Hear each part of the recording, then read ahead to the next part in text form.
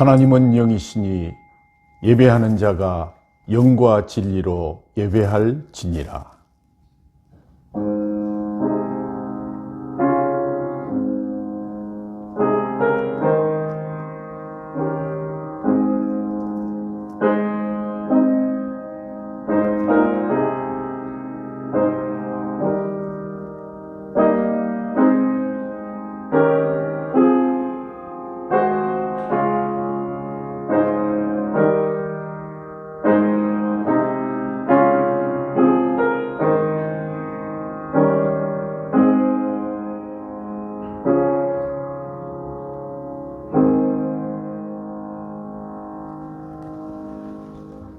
그가 찔림은 우리의 허물 때문이요 그가 상함은 우리의 죄악 때문이라.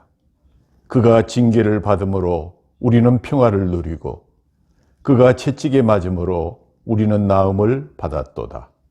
우리는 다 양 같아서 그릇 행하여 각기 제 길로 갔거늘 여호와께서는 우리 모두의 죄악을 그에게 담당시키셨도다. 아멘. 다 같이 사도신경으로 우리의 신앙을 고백하시겠습니다. 나는 전능하신 아버지 하나님 천지의 창조주를 믿습니다. 나는 그의 유일하신 아들 우리 주 예수 그리스도를 믿습니다. 그는 성령으로 잉태되어 동정녀 마리아에게서 나시고 본디오 빌라도에게 고난을 받아 십자가에 못 박혀 죽으시고 장사된 지 사흘 만에 죽은 자 가운데서 다시 살아나셨으며 하늘에 오르시어 전능하신 아버지 하나님 우편에 앉아 계시다가 거기로부터 살아있는 자와 죽은 자를 심판하러 오십니다. 나는 성령을 믿으며 거룩한 공교회와 성도의 교제와 죄를 용서받는 것과 몸의 부활과 영생을 믿습니다. 아멘.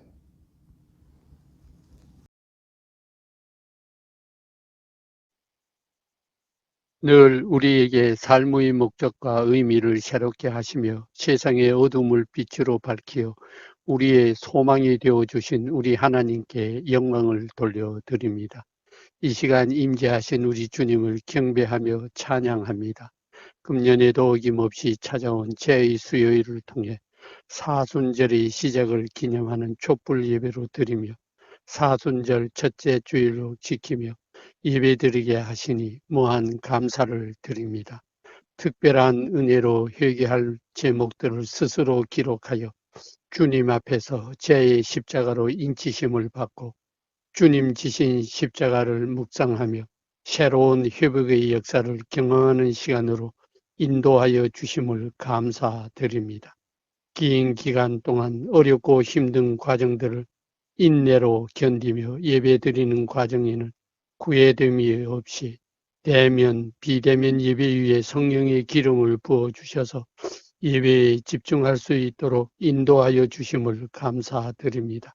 코로나19 바이러스로 계속되는 어려운 여건들이 우리의 일상을 어렵게 하고 있지만 복음을 향한 우리들의 열정이 식지 않고 더욱 뜨겁게 주님을 사랑하는 심령으로 주님 안에 내가 내 안에 주님을 모시고 함께 동행하는 삶으로 나아가게 하여 주옵소서. 사순절 절기의 주인 되시는 우리 주님, 사순절 절기를 통해 주님이 지신 십자가를 깊이 묵상할 수 있기를 원합니다. 겸손히 낮아질 때 높여주시고 버리고 주어질 때 다시 얻고 살게 하시는 십자가의 능력을 체험케 하시며 우리의 욕심과 지난날 허망했던 자아를 십자가에 못 박고 죄를 이기고 세상을 이기는 경건의 삶으로 인도하여 주옵소서. 여전히 주도적이며 강권적으로 역사하시는 우리 주님의 인도하심이 새로운 세상을 꿈꾸며 바른 교회, 좋은 교회로 새 예배당을 통해 비전을 주셨사오니 하나님께는 영광, 하나 되는 교회로 교육과 전도와 영적 훈련으로 하나님 중심의 성령 충만한 교회로 쓰임 받을 수 있도록 인도하여 주옵소서. 자비하신 우리 하나님, 여전히 우리들의 마음은 교만하고 이기적이어서 이웃들의 아픔과 고통을 외면한 채 살아가고 있지 않는지 자신을 돌아보는 여유를 주옵소서. 이 땅의 악함을 보시고 부족한 저희들을 부르시어 복음이 심어지게 하시고 기경되며 선한 영향력으로 세상의 어둠을 비치는 빛의 역할을 감당할 만한 마중물로 쓰임받게 하옵소서. 우리의 영과 육을 치유하시는 우리 주님, 영육이 연약한 성도들을 기억하여 주옵소서.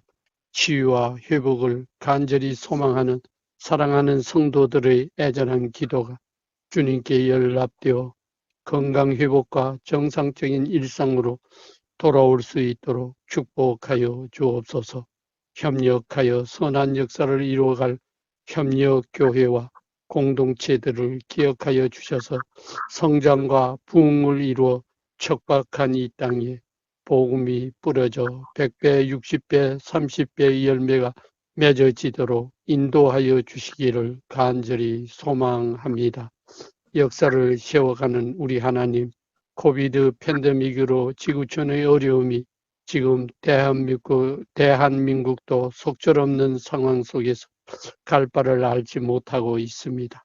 모든 영역에서 길을 잃은 방황하고 있사오니 주님 이 땅을, 이 백성을 불쌍히 여겨 주셔서 주님께서 바라시고 원하시는 새로운 영적 세계가 세워져 가도록 역사하여 주옵소서.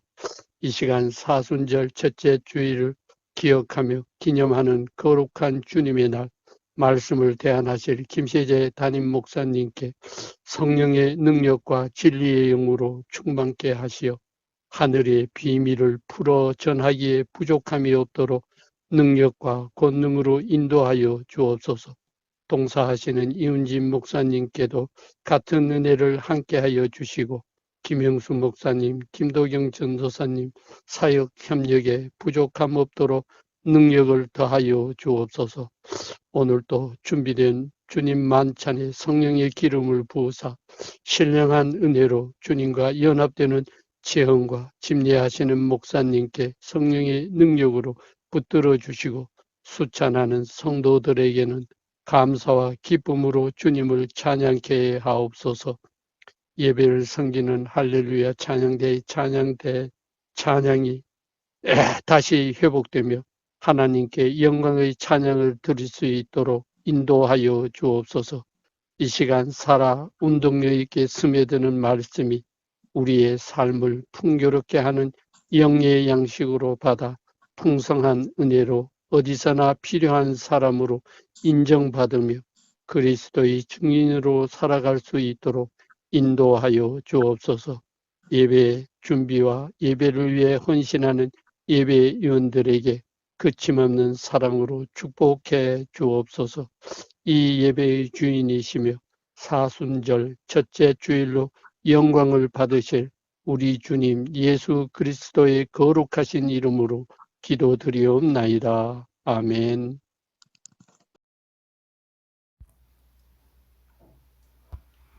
오늘 하나님께서 주신 말씀 골로새서 1장 24절에서 29절까지 말씀을 봉독하도록 하겠습니다.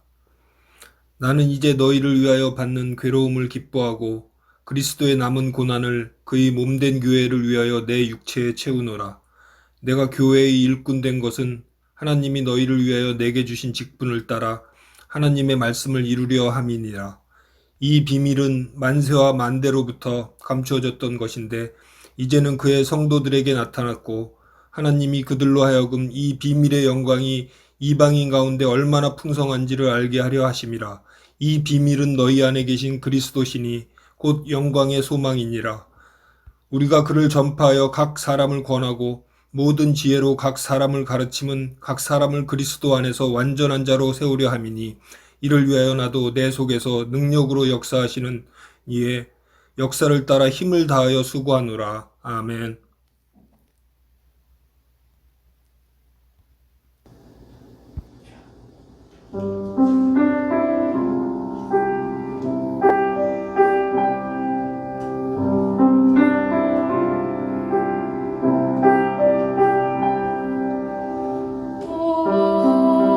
어찌하여야 그 크신 은혜가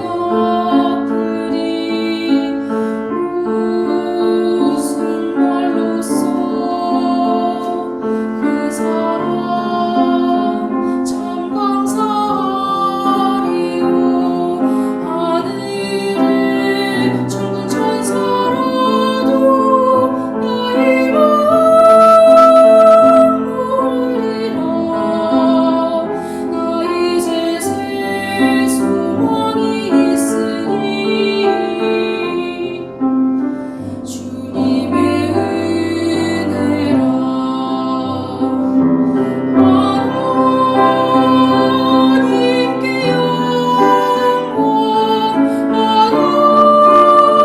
하나님께 영광 하나님께 영광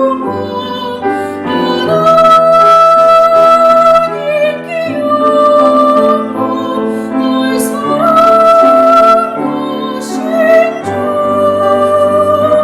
그 피로 날 구하사 지상 건지셨네 하나님께 영광 날 사랑하신 주 바치리라 모두 나의 생을 주님께 세상 영광 명예도 갈보리로 돌려보내리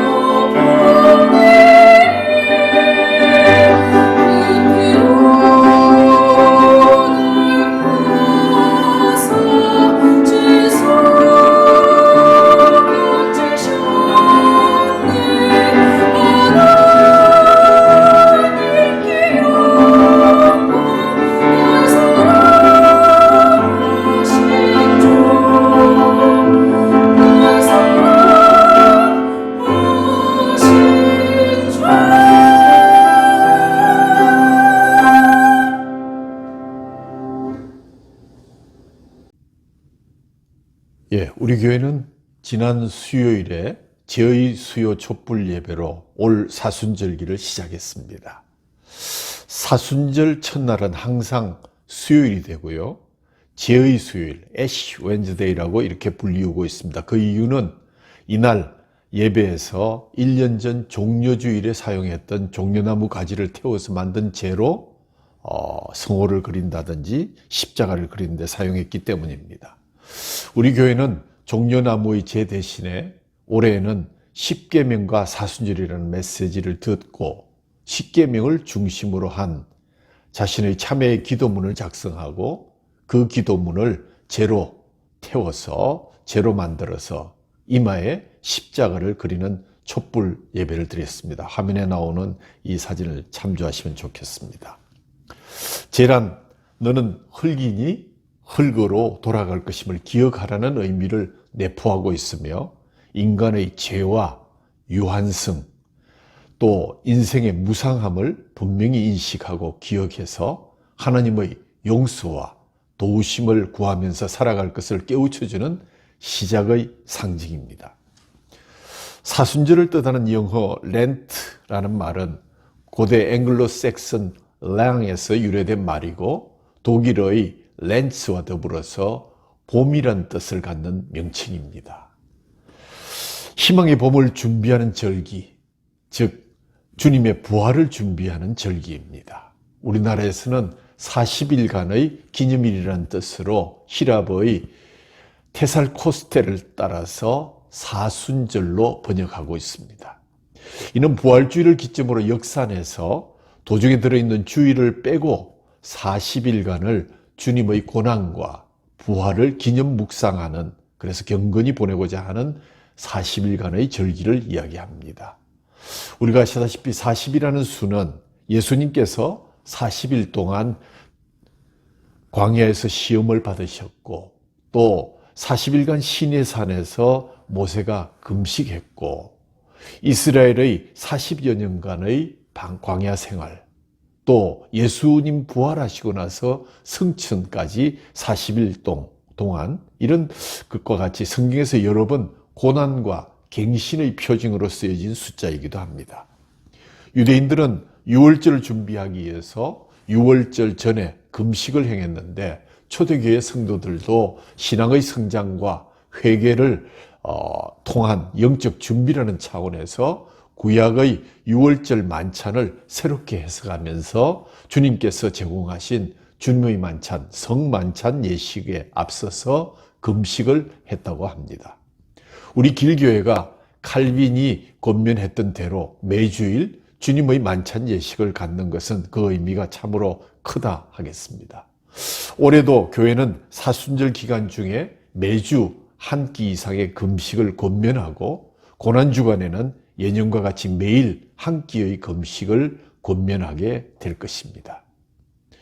올해 사순절의 주제는 회개를 통한 위로와 회복입니다. 회개를 통한 위로와 회복.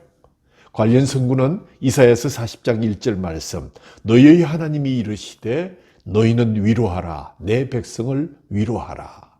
그리고 사도행전 3장 19절에서 21절 말씀, 그러므로 너희가 회개하고 돌이켜 너희 죄 없이 함을 받으라. 이같이 하면 새롭게 되는 날이 주 앞으로부터 이룰 것이요. 또 주께서 너희를 위하여 예정하신 그리스도 곧 예수를 보내시리니 하나님이 영원전부터 거룩한 선지자들의 입을 통하여 말씀하신 바 만물을 회복할 때까지는 하늘이 마땅히 그를 받아두리라 하는 말씀입니다. 코로나19로 인해서 어려움에 지친 이웃들에게 진정한 하나님의 위로를 전하기 위해서, 그리고 교회의 회복을 위해서 먼저 우리가 회개하고 돌이킴으로 죄 없이 함을 얻고, 그래서 이 사순절 기간에 정말 하나님 우리의 통회함과 자복함을 통해서 우리에게 위로를 허락하소서, 주님 교회를 다시 회복시켜 주옵소서 하는 그러한 간구가 저와 여러분이 합심해서 해야 될 기도의 제목입니다. 우리들은 사순절 기간 동안 인류를 구원하시기 위해서 당하신 예수님의 순환, 고난에 초점을 맞추고 예수님을 집중적으로 생각해야 할 것입니다. 내가 필요한 것을 구하기보다는 예수님이 가신 희생의 길을 묵상하면서 그분께서 가신 길을 우리도 따르게 해달라고 강구하는 것이 옳을 줄로 압니다. 먼저 첫 번째, 그리스도의 고난이 낳은 공동체, 교회라는 제목으로 말씀드립니다. 해마다 사순절기가 오면 한 번쯤은 꼭 보아야 될 영화가 있지요. 멜 기슨 감독이 감독한 영화 패션 오브 크라이스트입니다. 여건이 되면 고난주일 성금요일 4월 2일 저녁에 이곳에서 성도 여러분들과 함께 전편을 감상할 수 있는 그런 기회를 갖도록 준비 중에 있습니다. 공식적인 동영상 한 편을 보시겠습니다.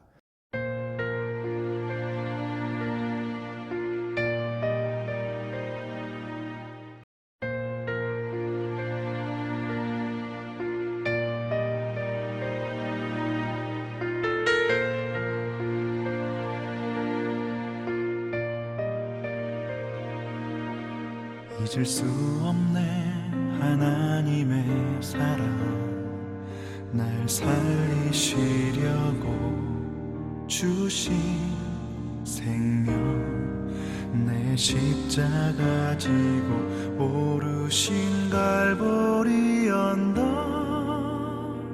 날 향한 사랑 때문에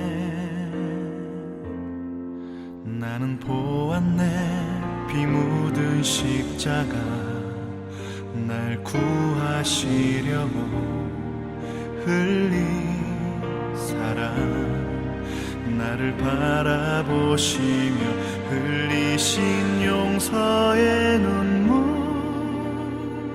날 향한 사랑 때문에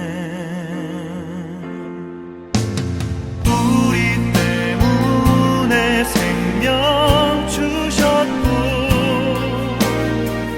우리 때문에 고통 당하셨네 우리 때문에 갈보리 오르셨네 무지한 우리 때문에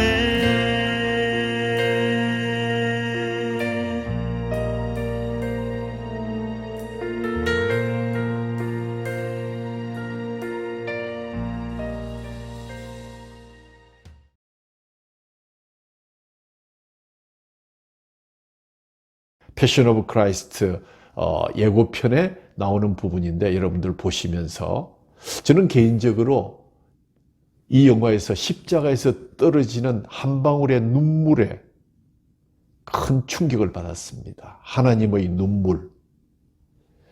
이 영화는 17년 전인 2004년 4월 2일 고난주간인 성금요일에 미국과 한국을 비롯한 수십 개국에서 동시에 개봉되었습니다. 멜 깁슨은 가톨릭 교인이지만 이 영화를 제작하기 전 12년 전 20대 중반에 약물 중독으로 방황하다가 성경을 읽고 예수님의 십자가의 고난의 이유를 깨닫게 되면서 거의 나이 35세 되던 해에 거듭남, 구원을 체험한 복음적인 그리스도인이 되었습니다. 그는 자기가 예수님을 자신의 구주로 만나고 믿기 시작한 그날부터 주님을 증거하기 위한 순도 100%의 복음 영화를 만들 것을 꿈꾸고 있었다고 말했습니다. 드디어 브레이브 하트로 아카데미 제작상과 감독상을 받은 후에 그는 자신의 꿈을 이루기 위한 예수 영화를 만들기를 결심했습니다. 문제는 그가 제작했던 그 스토리에 대한 스폰서를 구하려고 했는데 전혀 구해지지가 않았다는 것입니다. 예를 들면 배너처럼 간접적인 종교 영화도 아닌 직접적인 예수 영화가 성공한 사례가 없었고 또 많은 사람들이 그를 만류했습니다. 왜냐하면 예수님의 마지막 12시간을 중점적으로 한 순환의 이야기만으로 영화가 성공할 가능성은 거의 없다고 판단했기 때문입니다. 더욱이 미국 영화 역사상 처음으로 영어 대사가 아닌 아람어와 라틴어로 영어 자막 또는 영어 자막을 올려서 하는 그 영화는 최초로 시도되는 것이었는데 영화 배급사들이 다 손을 흔들었습니다. 할 수 없이 그는 자신의 사재를 투자해서 영화를 만들기로 결심했습니다. 성령이 나에게 임하셨고 주님은 나에게 복음 전파의 도구로 이 영화를 만들기를 명하셨다라고 그는 고백했습니다. 그래서 그는 요즘 우리가 쓰는 표현을 빌리면 망가지기로 결심하고 이 영화의 제작에 착수했습니다. 무려 2,500만 불, 우리나라로 300억 원에 해당하는 돈을 투자했습니다. 헐리우드에서는 공공연히 이제 멜 깁슨은 끝났다라는 소문이 나돌았습니다. 그러나 이 영화가 개봉되는 첫날 그는 2,360만 불의 흥행 실적을 올림으로써 제작 첫날 투자한 모든 제작비를 환수하는 기적을 보게 되었습니다. 극장마다 부흥회가 시작되었고 강도와 살인범들이 이 영화를 보고 회개하고 자수하고 타락했던 낙심자들이 다시 각성하고 믿지 않는 사람들이 주께 돌아오기 시작했습니다. 미국뿐만 아니라 남미, 호주, 심지어 이슬람 국가들까지도 회심의 기적들이 일어나면서 영화사의 새로운 기적의 역사를 써내기 시작했습니다. 바레인에서는 기독교 개종자들이 생겨나면서부터 갑자기 상영을 중단하는 일도 생겼습니다. 그러나 잘 아시는 대로 이 예수 순환의 영화는 처음부터 순환에 직면했습니다. 가장 격렬한 순환은 유대인 단체들이 이 영화가 반유대인 정서를 자극한다고 해서 영화 상영 반대를 조직적으로 방해하기 시작한 것입니다. 영화 시사회에서 한 유대인 출신 기자가 영화 감상 후에 멜 깁슨을 붙들고 묻습니다. 멜 깁슨, 대답하시오. 당신은 정말 우리 유대인들이 예수를 죽였다고 생각합니까? 당신의 견해를 듣고 싶소. 멜 깁슨이 이렇게 대답했다고 합니다. 대답하지요. 당신들 유대인들이 그를 죽인 것이 아닙니다. 내가 그분을 죽였습니다.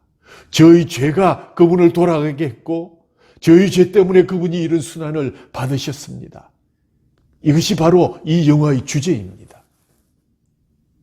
저는 여러분이 시간이 나시는 대로 유튜브 동영상에 패션 오브 크라이스트 주연인 짐 카비엘이라는 그 주인공의 간증을 시청해 주실 것을 권면합니다. 제목은 우리는 먼저 작아져야 합니다. 아마 가톨릭 중고등학생들을 대상으로 한 그러한 동영상인 것 같습니다. 공교롭게도 그가 예수의 역을 맡아달라고 직접 멜 깁슨의 전화를 받았을 때 그 나이 33세.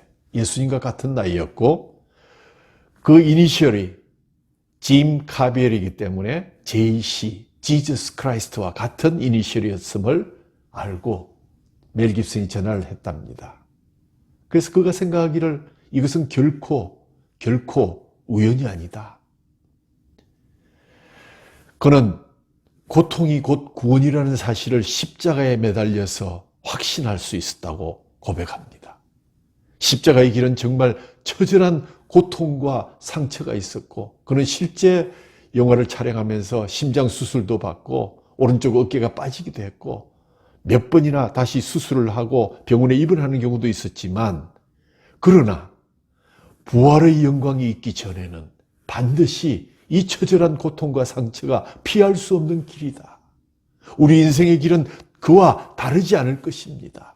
고통이 우리의 삶을 만드는 것입니다. 우리는 우리의 십자가를 지고 작아져야 합니다. 하는 그 간증은 저에게는 큰 충격을 또 한 번 가져다 주었습니다.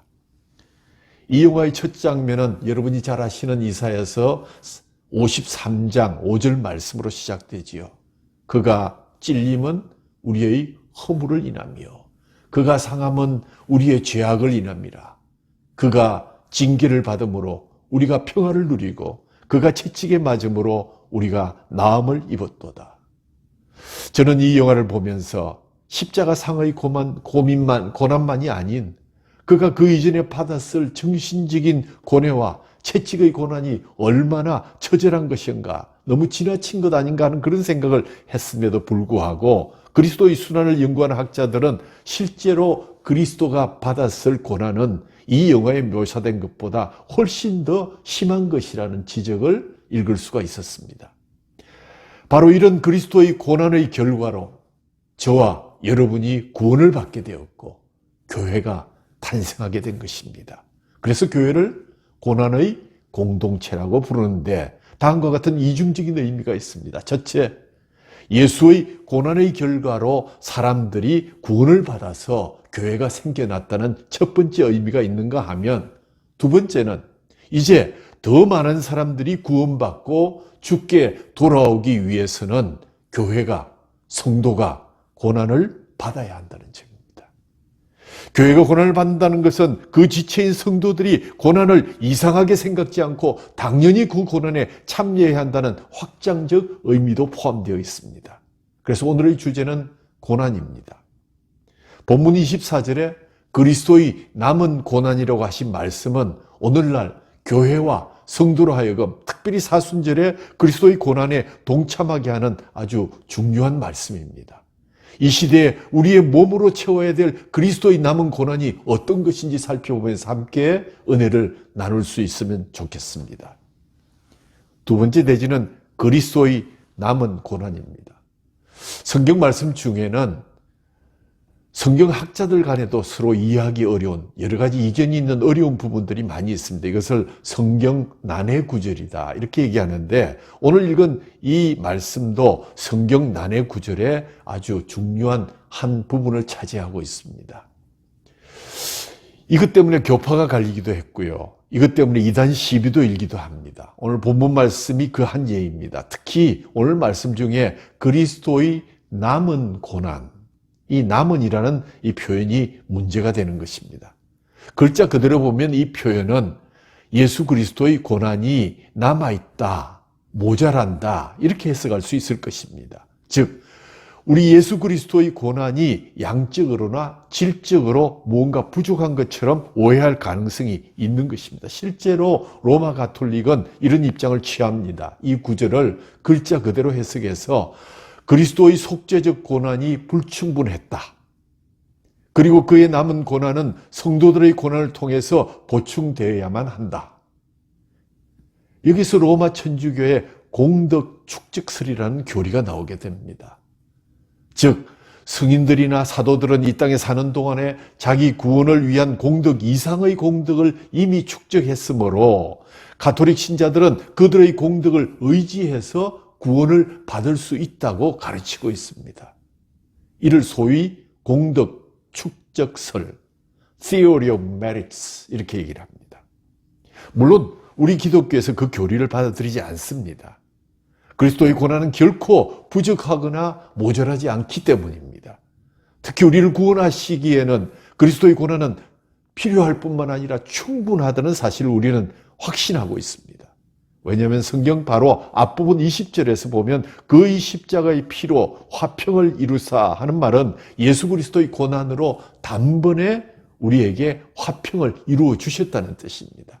요한복음 19장 30절에 예수님께서 다 이루었다고 말씀하신 것은 그리스도의 고난 구원의 역사는 다 완성되었고 내가 그 죄값을 다 지불했다는 뜻이지 않겠습니까?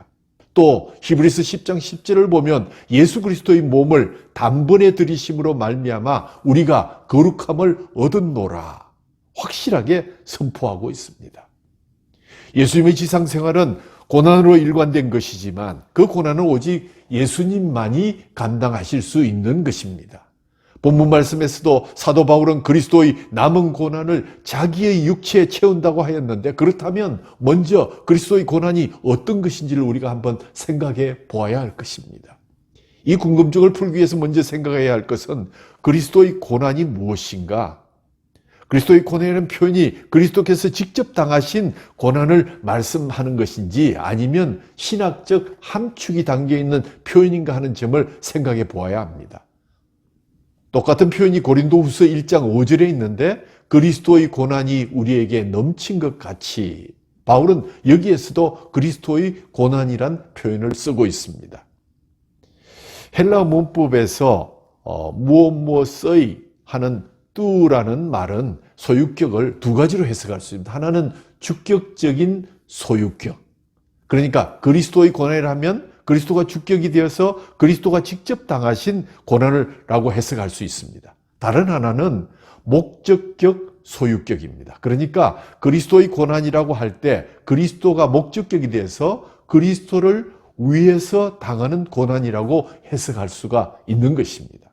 바울은 고린도후서 1장 5절의 그리스도의 고난이라는 표현을 두 번째 목적격 소유격의 의미로 사용했습니다. 그래서 그리스도의 고난이 우리에게 넘쳤다는 말은 그리스도를 위해서 우리가 넘치도록 고난을 당했다는 말로 해석되는 것입니다. 바로 오늘 말씀에서 똑같은 문법적인 표현을 사용했다고 할 수 있습니다. 그러니까 그리스도의 남은 고난이란 말은 그리스도를 위해서 남겨진 고난이라고 해석할 수 있습니다. 그런데 그리스도인들이 그리스도를 위해서 고난 당할 때 그리스도께서 함께 고난을 당하십니다. 왜냐하면 그리스도는 교회의 머리이시고 교회는 그리스도의 몸이기 때문입니다. 바울은 일찍이 이 점을 깊이 깨달은 바가 있습니다. 사도행전 9장 4절에서 5절 말씀을 보면 땅에 엎드려져 들음에 소리가 이르시되 사울아 사울아 내가 어찌하여 나를 박해하느냐 하시거늘 대답하되 주여 누구시니이까 이르되 나는 내가 박해하는 예수라. 바울이 회심할 때 다메섹 도상에서 예수님을 만난 이야기입니다. 바울이 교회를 박해하고 그리스도인들을 박해했는데 예수님께서 바울에게 말할 때 당신께서 박해를 당하고 있다. 너가 박해하고 있는 나다 라고 말씀하신 점을 우리는 유의해야 할 것입니다. 이 말씀 속에 분명히 확인할 수 있는 것은 그리스도인들이 그리스도를 위해서 고난 당할 때 주님께서도 함께 고난을 당하고 계신다는 이야기입니다. 그래서 그리스도를 위한 고난은 곧 그리스도 자신의 고난이기도 한 것입니다. 이제 본문에 나오는 그리스도의 고난이라는 뜻은 분명해졌습니다. 그리스도인들이 그리스도를 위해서 당하는 고난이요. 나아가 그리스도인들이 그리스도를 위해서 당하는 고난 속에서 그리스도께서 함께 당하는 고난인 것입니다. 예수님께서는 자신이 십자가를 지시고 고난의 죽음을 당하시게 되는 것을 가리켜서 아들을 영화롭게 하는 일이라고 하였습니다. 또한 그 일로 인하여 하나님 아버지께서도 영광을 받으신다고 하셨습니다. 비록 죄가 없으신 예수님께서 죄인 취급을 받으시고 십자가에서 죽으셨지만 그 일로 인하여 아버지와 아들에게 영광이 된다는 사실입니다. 로마서 3장 23절 24절에 모든 사람이 죄를 범하였음에 하나님의 영광에 이르지 못하더니 그리스도 예수 안에 있는 속량으로 말미암아 하나님의 은혜로 값없이 의롭다 하심을 얻은 자 되었느니라고 하셨습니다. 놀라운 말씀입니다. 그리스도를 위한 교회의 고난이 예수 그리스도께서 함께 당해주시는 고난이요. 그 고난은 예수님과 하나님을 영광스럽게 하는 것이요. 이로 말미암아 저와 여러분이 하나님의 은혜로 의롭다 하심을 입은 자가 된 것이다. 놀라운 하나님의 말씀을 우리는 발견하게 됩니다. 그런데 만일 우리에게 아무 고난이 없다면 문제입니다. 남들 앞에 예수 믿는 티를 내지 않았거나 그리스도인답게 살고 있지 않기 때문일 것입니다. 남을 위한 그리고 교회를 위한 헌신이 없기 때문일는지도 모르겠습니다. 그렇다면 주님께서 실망하실 것입니다. 그리스도의 고난이 없기 때문입니다. 예수님의 지상생활은 고난으로 일관한 것이지만 그 고난은 오직 예수님만이 감당할 수 있는 고난입니다. 그 고난은 우리의 속죄를 위한 고난이요, 아버지 하나님의 영광을 위한 고난이었습니다. 이제 우리에게는 그리스도의 몸된 교회로서 그리고 교회의 지체로서 그리스도와 함께 그리스도를 위해서 당하는 고난을 피할 수가 없게 되었습니다.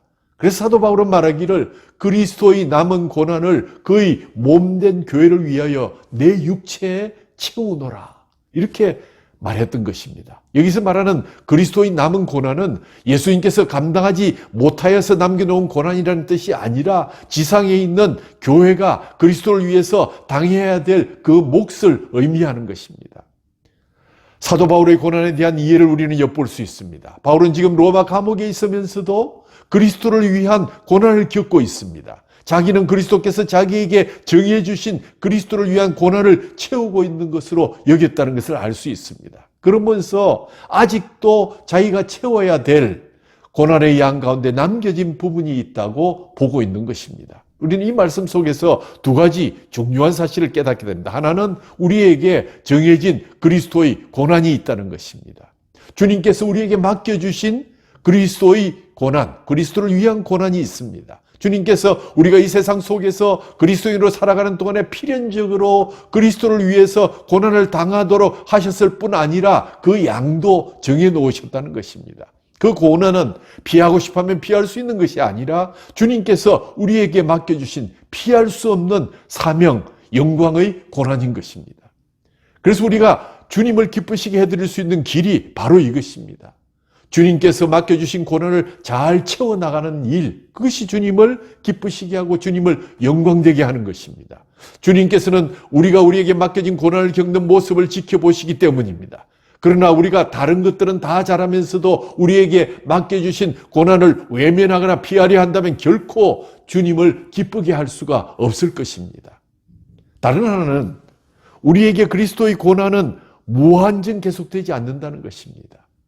우리가 우리의 삶에 겪어야 될 고난이 그 양을 다 채우면 고난을 끝내게 해주신다는 얘기입니다. 우리가 겪어야 할 고난의 양이 넘어서면, 고난이 계속되면 그때 주님이 친히 개입하셔서 견딜 만한 힘을 주신다는 얘기입니다. 고린도전서 10장 13절에 사도 바울은 이것을 이렇게 설명했습니다. 사람이 감당할 시험 밖에는 너희가 당한 것이 없나니 오직 하나님이 미쁘사 너희가 감당하지 못할 시험당함을 허락하지 아니하시고 시험당할 즈음에 또한 피할 길을 내사 너희로 능히 감당하게 하시느니라. 아멘. 교회는 잃어버린 영혼들을 구원하기 위해서 주께서 이 땅에 남기신 그의 몸으로서의 공동체입니다. 고난의 공동체입니다. 그리고 교회가 이 영혼 구원의 사명을 다하기 위해서 고난을 받고 있는 한 주님께서도 아직도 당신의 고난이 끝나지 아니한 것으로 간주하고 계십니다. 그래서 바울 사도는 24절에 그의 몸된 교회의 한 지체로서 이 몸을 위하여 기꺼이 그 육체의 이 고난을, 남은 고난을 감수하겠다고 고백하고 있는 것입니다. 나는 이제 너희를 위하여 받는 괴로움을 기뻐하고 그리스도의 남은 고난을 그의 몸된 교회를 위해서 내 육체에 채우노라. 더 구체적으로 바울 사도가 교회를 위해서 받기를 자원한 고난의 정체가 무엇일까요? 세 번째, 교회가 받는 고난, 받아야 할 고난. 첫 번째가 복음을 전하기 위한 고난입니다. 독일의 고백 교회의 신학자, 나치 독일에 한가하다가 목숨을 잃었던 순교자 본헤퍼 목사님은 당시 독일 교회가 능력과 영향력을 잃어버린 원인의 하나가 값싼 복음, cheap gospel을 너무 지나치게 강조했기 때문이라고 지적한 바가 있습니다. 무슨 이야기입니까? 복음은 우리가 구원받기 위해서 우리가 할 일이 아무것도 없다는 사실에 기초하고 있지 않습니까? 구원은 값없이 주어진다는 것입니다. 구원은 대가 없이 주어진다는 선물이라는 것입니다. 그냥 이 사실을 믿고 예수님을 구주로 받아들이기만 하면 된다는 것입니다. 맞습니다. 맞고요. 성경도 그렇게 단언합니다. 너희가 그 은혜를 인하여 믿음으로 말미암아 구원을 얻었나니 이것이 너희에게서 난 것이 아니라 하나님의 선물이라. 행위에서 난 것이 아니니 이는 누구든지 자랑치 못하게 함이니라. 에베소 2장 8절 9절 유명한 말씀이죠. 그러나 우리가 이 복음을 강조하는 동안 잊어버리지 말아야 할 두 가지가 있습니다.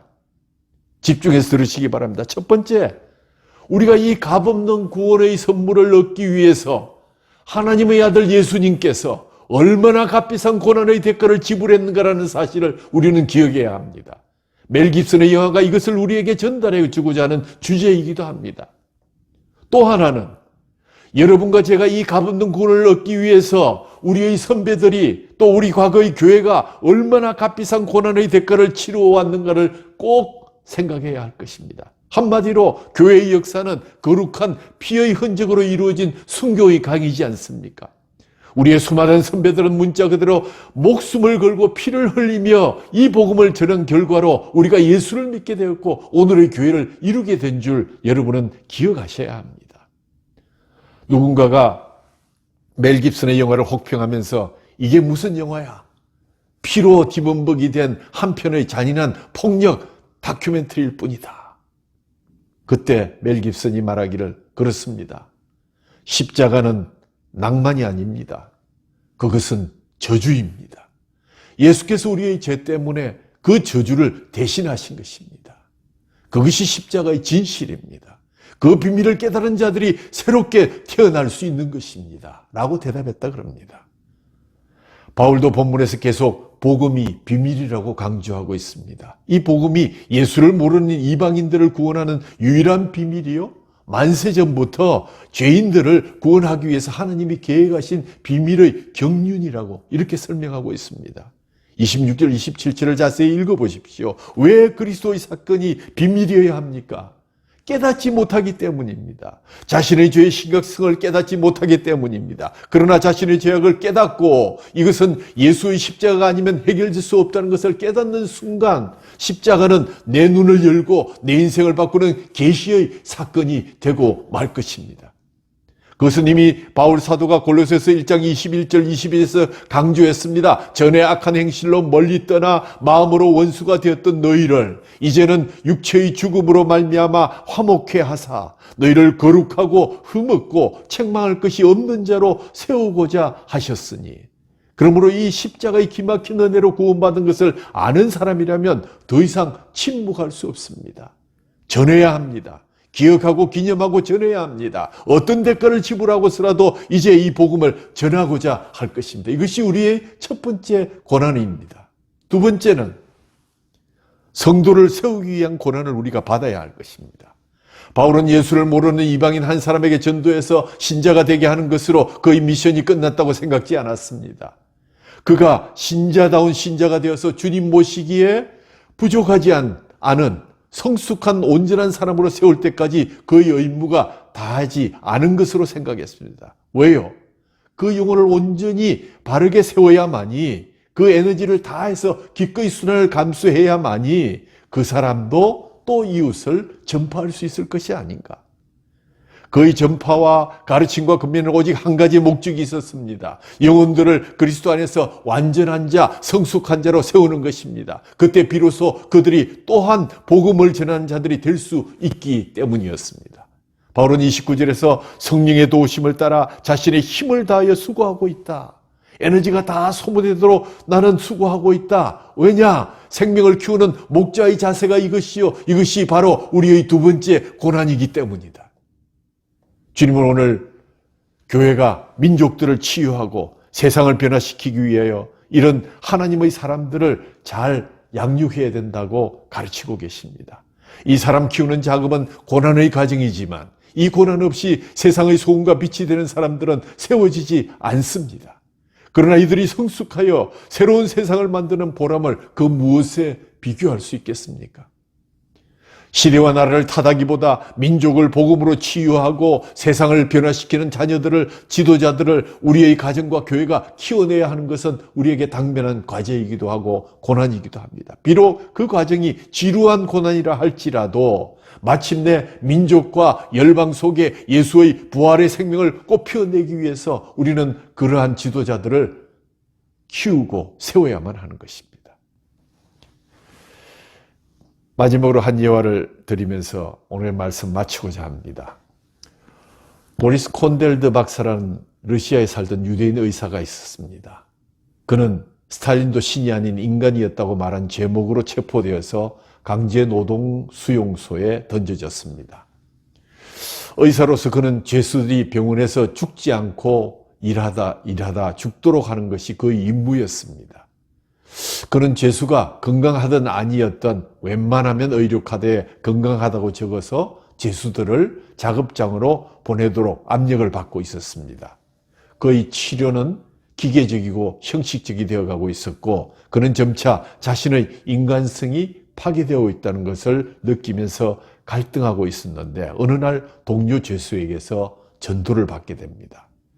그가 절망의 바닥에서 예수 그리스도를 구주로 영접하자 그는 이어 깜짝 놀랄 소식을 접하게 됩니다. 그 수용소 안에는 일종의 지하교회 공동체가 있었는데 그리스도인들이 모두 모여서 이 의사의 구원을 위해서 기도하고 있었는데 오늘 그 기도가 응답되었다는 것입니다. 그는 그날부터 자신이 복음의 빚진 자임을 깨닫고 환자들을 정성을 다해서 한 사람 한 사람을 치료하기 시작합니다. 수인들을 몹시도 괴롭히던 간수 하나가 의무실에 왔는데 순간적으로 그는 약물 주사로 그를 죽일까 하는 유혹을 받지만 이내 기도한 후에 마음을 돌리고 그를 살려냅니다. 그럼 몇 번씩 그가 의료품을 낭비하고 환자들에게 관대하고 경고를 받게 됩니다. 다시 한번 죽을 사람을 살리면 그가 죽을 것이라고 통고를 받습니다. 한 번은 장암에 걸린 남자를 만나서 그를 치료하게 되었습니다. 그는 또 한 번 수용소의 경고를 무시하고 그를 살리게 됩니다. 그의 소생이 확실해진 어느 날 치료받던 환자가 이렇게 하면 당신의 생명이 위험할 텐데 괜찮겠습니까? 의사가 말합니다. 괜찮아요. 당신과 나를 살리기 위해서 이미 죽으신 분이 계시니까요. 그가 누군데요? 묻는 환자의 귀에다 대고 그의 이름은 예수 그리스도이십니다. 이 사람을 살린 것이 알려지면서 그 의사는 공개 처형을 당하게 되었습니다. 그러나 그가 죽던 그 순간 그에게 살림을 받은 이 환자는 의사가 전해진 복음의 소식을 상기하고 예수님을 영접하는 기도를 드리면서 흐느껴 울면서 고백합니다. 의사 이름 보리스를 부르면서 보리스, 이제는 제 차례입니다. 이제는 내가 그 사랑을 그 생명에게 전하겠습니다. 그 살림을 받은 사람의 이름이 알렉산드 솔제니친, 노벨상 수상작가요. 우리 시대의 예언자적 그리스도인이었습니다. 그렇습니다.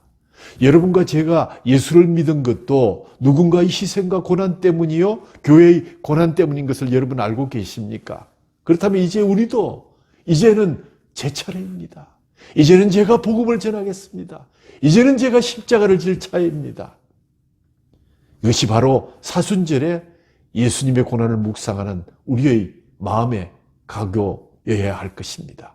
고난을 묵상하는 계절, 예수 그리스도를 위한 우리의 고난을 기쁨으로 감당하시는 길교회 성도들이 다 되시기를 주님의 이름으로 축원합니다. 사랑과 긍휼이 풍성하신 하늘에 계신 우리 아버지,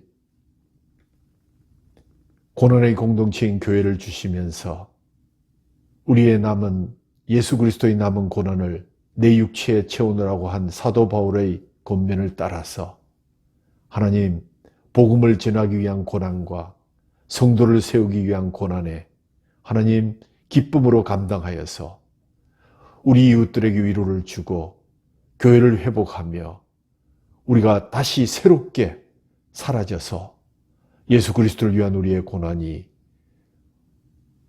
걸음이 되어서 주님의 나라가 확장된 데 쓰임받는 길교의 성도들이 다 될 수 있도록 은혜를 더하여 주옵소서. 우리 주 예수 그리스도의 이름으로 감사하며 기도하옵나이다. 아멘.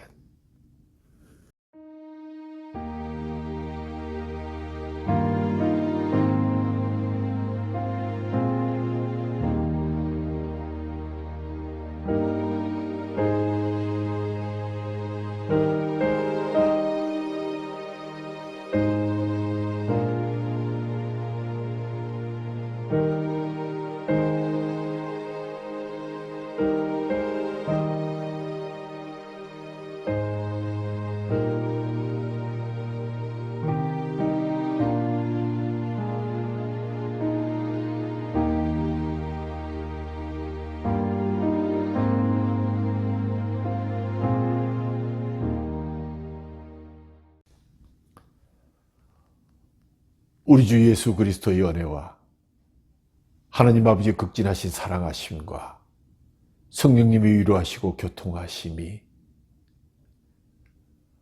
그리스도의 고난이 낳은 공동체인 교회로 저희들을 불러주시고 이 고난의 공동체 속에서 그리스도를 위해서 그리스도와 함께 남은 고난을 우리의 육체에 채워가기를 소원하는 사도 바울의 뒤를 따라서 복음을 전하기 위한 고난과 성도들을 세우기 위한 고난에 우리의 모든 육적, 정신적, 영혼의 모든 힘을 다 바쳐서 기쁨으로 이 일을 감당하여 이번 사순절을 통해서 이웃에게 위로를, 교회의 회복을 세워나갈 수 있기를 소원하는 사랑하는 길교의 성도들 머리 위에, 그들의 가정과 기업과 그들의 자녀들 위에, 저 북녘 땅에서 지금도 애수하며 주님을 기다리는 희년의 백성들 머리 위에, 길교회와 함께 동역하는 기관들의 모든 회원들 머리 위에, 사랑하는 대한민국 위에 지금부터 영원까지 함께 있을지어다. 아멘.